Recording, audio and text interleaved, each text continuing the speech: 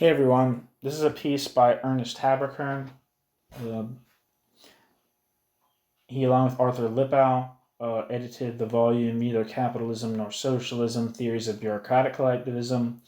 Um, this is a review from that took of this should be I believe this is a review of the fate of the Russian Revolution. Yeah, it's a review of the fate of the Russian Revolution, lost texts of critical Marxism. Um, This is published in Workers' Liberty Series 1, number 59/60, December 1999, January 2000. Actually, I have to get up. My computer's about to die, so bear with me here. It's a short video. People give me shit all the time about, you read too slow. You read too fast. You're monotone. There's shit moving around. I can hear you drinking water. I can hear you burp. Fucking kill yourself. Fucking read these things yourself, dude. I'm not a gatekeeper. I'm not charging you money. I'm just reading these things out loud and putting them on the internet. Eat my poop. Alright. Sorry for that. Here we are. Let's go. The Fate of the Russian Revolution, Lost Texts of Critical Marxism, Volume 1, is a significant contribution to the literature of the anti-Stalinist left.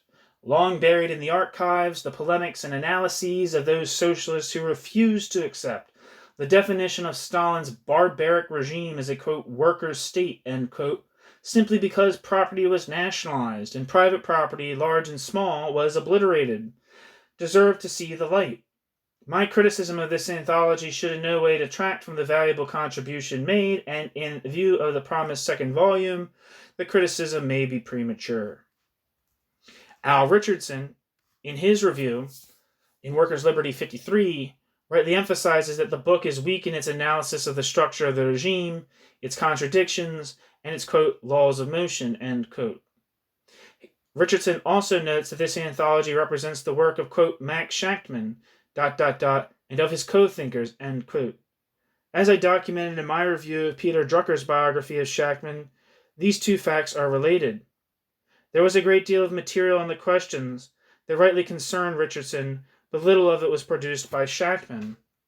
Of course, most of it was done after the period covered in this anthology, which for all practical purposes ends with the end of the Second World War. But even in this period, James Burnham, Joseph Carter, and Dwight MacDonald began the investigation of these problems, and their very interesting contributions are slighted. This is a critique that I think that Alan Johnson also makes of the book, is that it's very like Shachtman oriented and not giving due attention to people like Joseph Carter or James Burnham. Whereas the Neither Capitalism Nor Socialism collection is way more heterogeneous. It has people like Jack Brad, it has Joe Draper, it has some other people within the from the Workers' Party Independent Socialist League. It's got Yvon Claypew from France, and I think for that reason it gives a little more of a diverse flavor for this third camp tendency. But that's something that I've heard other people critique of this book. So that's something to keep in mind. Where am I?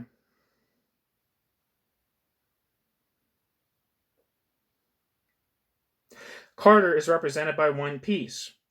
Burnham appears only as the opponent of the, quote, defensist, end quote, position of James P. Cannon and the American Socialist Workers' Party. And even at his 1937 article, which predated Shachtman on this issue, has some interesting things to say, is ignored. His 1940 articles on, quote, the managerial class, end quote, which are extremely important even if they were, in my opinion, mistaken, are not reproduced. MacDonald is simply ignored. But these articles are important because they raise the fundamental question facing the left today. The, quote, Russian question, end quote, in its original form obviously died in 1991. But the more fundamental questions remain. What is socialism? What is the alternative to a dying capitalism if the working class movement is unable to reorganize society on progressive lines? Is anti-capitalism, even in authoritarian forms, automatically, quote, progressive, end quote? I'm going to reread these questions because I think they're good ones. I don't know. For some reason, I'm feeling like rereading questions because it gets you thinking. If you're prompted to answer a question, it gets your mind going. But the more fundamental questions remain. Quote, it's not quote, why am I saying quote? What is socialism? What is the alternative to a dying capitalism if the working class movement is unable to reorganize society on progressive lines? Is anti-capitalism, even in authoritarian forms, automatically, quote, progressive, end quote? In the period between 1948, when the Independent Socialist League adopted as its official position the views first advanced by Joseph Carter, and in 1958, when the Independent Socialist League dissolved, its publications devoted most of their attention to these questions. The majority of the articles, but by no means all, were written by Hal Draper. I want to mention 3 of the major topics.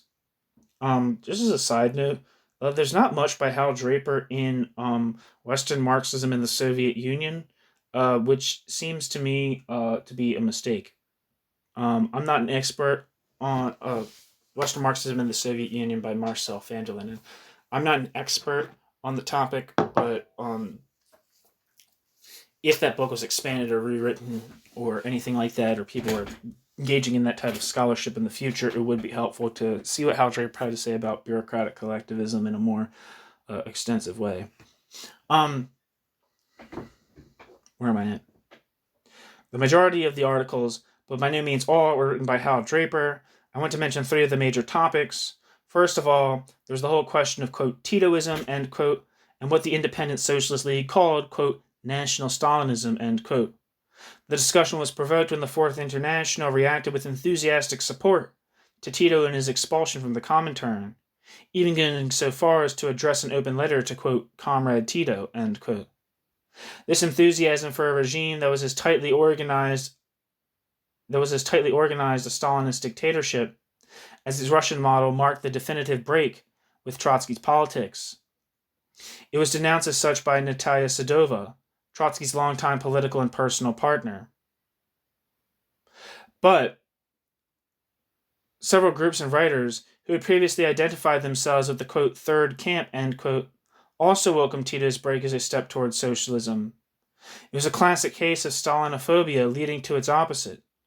Hatred of Stalin and Stalin's Russia led honest socialists to embrace any opponent of Stalin's, even when, as in this case, the opponent was a class which was socially identical to its Russian counterpart. The same phenomenon was to reappear in 1963 at the time of the Sino-Soviet split.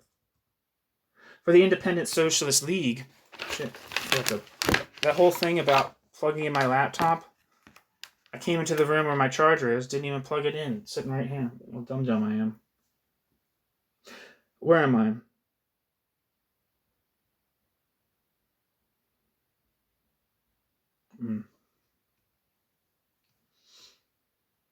Where am I? The same phenomenon was to appear in 1963 at the time of the Sino-Soviet split. For the Independent Socialist League, it is not enough to simply denounce Tito as a pocket-sized version of Stalin. That was easy enough to demonstrate. Far more important was the theoretical analysis of the source of national conflict and national oppression in the Stalinist system. Precisely because it was a, quote, national socialism, end quote, national conflict was an inherent part of the system. Centralized planning requires a rigid, hierarchical structure, which can only be maintained by police state measures.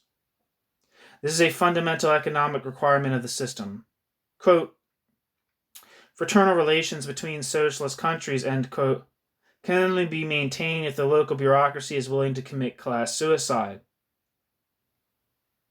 And so, national conflict was one of the principal forces that undermined the Russian Empire built by Stalin. the revolts in Poland and Hungary in 1956, the Sino-Soviet split in 1963, the Czech Spring in 1968, Ceausescu's, I can't remember, I never pronounce that guy's fucking name. Ceausescu's pro-NATO policy in the 60s, all were fueled, in whole or in part, by the conflict between the, quote, national Stalinism, end quote, of the indigenous bureaucracy and Russian imperialism.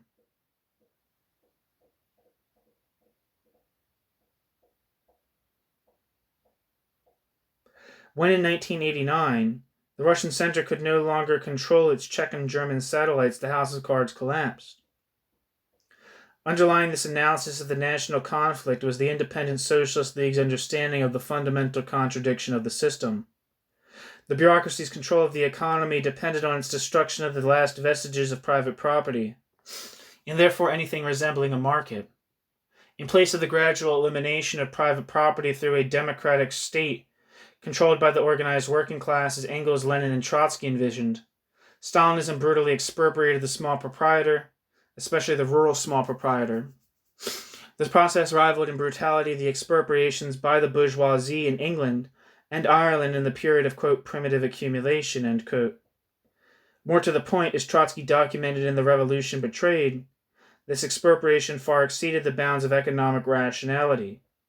It corresponded to the economic and social needs of the bureaucracy, but not to the level of technical development of the country.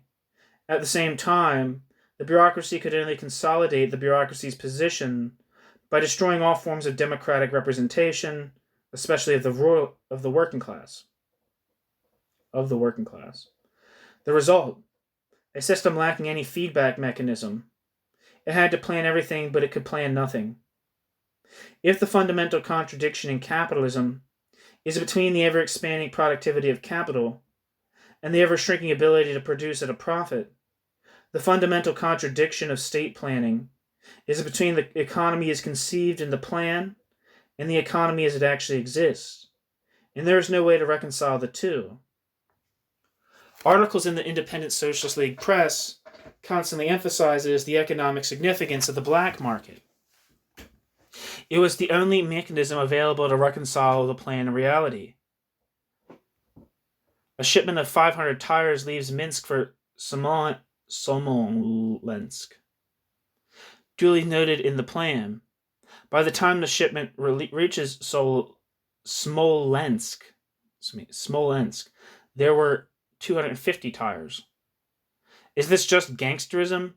Well, if the other 250 tires had not been used to replace worn-out tires unknown to the plan, 3 factories would have been forced to shut down for lack of parts. I have to confess I made up this example, but similar ones can be found in Alec Nova's, The Soviet Economy. Even more biting is the account in Konstantin Simis's USSR, The Corrupt Society. Simis and Nova are basically muckrakers.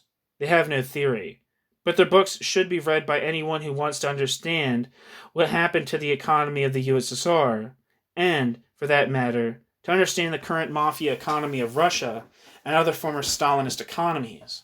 The Independent Socialist League did organize this material in a theoretical framework. The most important contribution of the Independent Socialist League was to rethink the whole question of what socialism was really about. The main document here was Hal Draper's The Two Souls of Socialism, which is an excellent piece. Stalinism, according to Draper, was not a sport, a strange mutant, but rather the recrudescence of the oldest concept of socialism, the idea that the people, the common herd, were too corrupted to save themselves. I think, from my memory, I need to reread it because it was when I read it, I was like, damn, this is beast, dude. This is Socialism 101. This should be read by literally everybody. But I think he attributes it to something akin to Plato's Republic, where philosopher kings, the wise philosopher kings, rule over a well-ordered society. Is like the earliest predation, the prehistory of the concept of like socialism from above, or some kind of socialism from above, although it usually doesn't call itself that. Stalinism, according to Hal Draper, was not a sport, a strange mutant, but rather the recrudescence of the old concept of socialism, the idea that the people, the common herd, were too corrupted to save themselves. Capitalism and capitalism's unfettered competition could only be defeated or controlled by some form of collective authority, usually the state, safely in the hands of, quote, those who know, end quote. It was Marx and Engels who were out of step in putting their faith in the popular movement. For a period, in the late 19th and early 20th century, Marxism prevailed intellectually, at least on the surface. In part, this was due to the genius of Marx, in part to the attractiveness of the idea itself. But, in the main, it was due to the assertiveness and self-confidence of the working class at that time. Conversely, the renewed popularity of authoritarian and statist alternatives to capitalism today are a result of the defeat suffered by the workers' movement in this century. For a few years in the early 90s, following the spectacular collapse of the USSR, the illusion that a new, quote, global, end quote, society would provide the economic basis for a rebirth of 19th century laissez-faire liberalism prevailed. Even many on the left agreed, with more or less reluctance. Those illusions have been rudely shattered. Who defends the classic liberal values of freedom of speech and assembly, representative government, a free press, and the rest? Boris Yeltsin's gangster friends? Gennady Zyuganov and his party of, quote, communist, end quote, anti-Semites? Who the fuck is Gennady Zyuganov?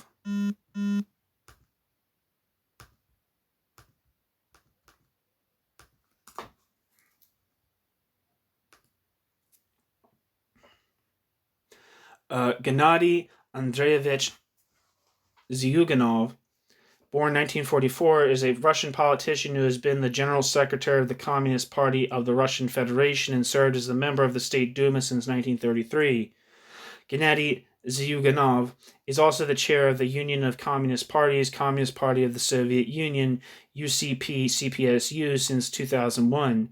Zyuganov ran for president of Russia 4 times, most controversially in 1996 when he lost in the second round to Boris Yeltsin per official results.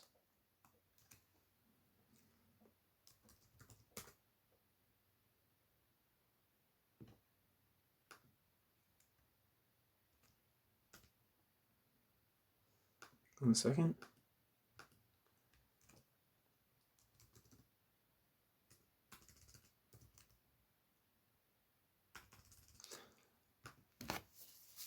Gennady Zyuganov and his party of, quote, communist, end quote, anti-Semites, the former New York banker Slobodan Milosevic, the Chinese Stalinist, quote, friends of Bill, end quote, and his Republican opponents. Everywhere, the unopposed rule of international capital has unleashed the most vile passions of the majority of the people. Has unleashed the most vile passions as the majority of the people see their lives destroyed in a moment. But there is something more fundamental going on. Despite the anti-government rhetoric of capitalism's intellectual apologists, the process of increased state control and state planning in capitalist economies continues. The International Monetary Fund, the World Bank, GATT, and the various trading blocs are based not on, quote, free trade, end quote, but on managed and planned trade and investment. And the planning is done by nation states. It's not only the great powers, and in particular the United States, who do the planning. Without the cooperation of the state and the debtor countries, the whole mechanism would fall apart.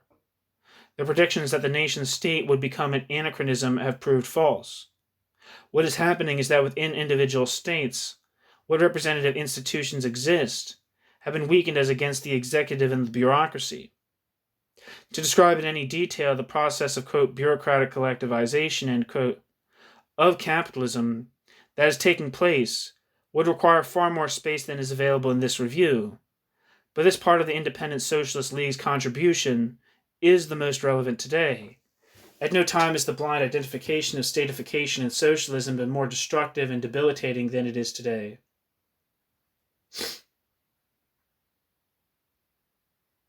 I don't know if these are endnotes or if they're just numbered points. 1. I should confess here that as the editor of an earlier anthology which concentrated on these issues, neither capitalism nor socialism, theories of bureaucratic collectivism, my comments here are not disinterested. 2. The complete theoretical collapse of what was left of the official Fourth International was demonstrated by the fact that, shortly before Tito's unexpected break with Stalin, Tito's regime had been described, in theses formally adopted by the Second Congress of the Fourth International, as, quote, an extreme form of Bonapartism, end quote, whose function was to preserve capitalism.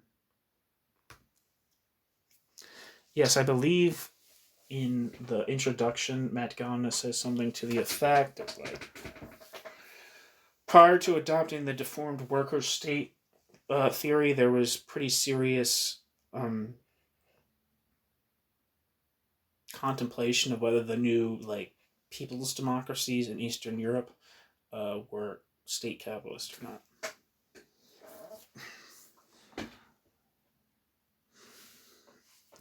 Anyway, thanks for listening. It's been The Dynamics of Bureaucratism by Ernest Haberkern.